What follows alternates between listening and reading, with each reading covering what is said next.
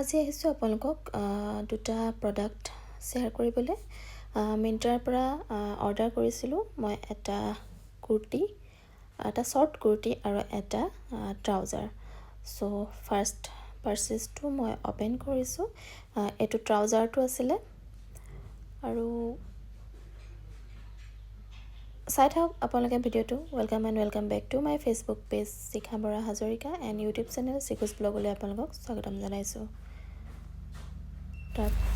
সেকেন্ডটো open কৰিব লৈছোঁ আৰু এটো আছিলে শৰ্ট কুৰ্তিটো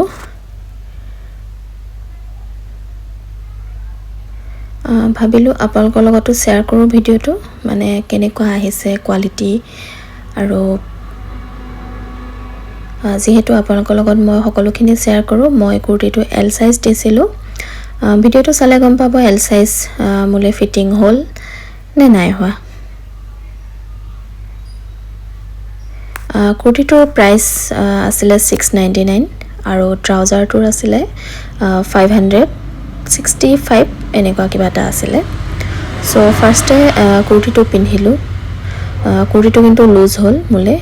মই ভাবিছিলোঁ এম সাইজ মোলে টাইট হ'ব যেহেতু মই শকত হ'লো অলপ আগতছে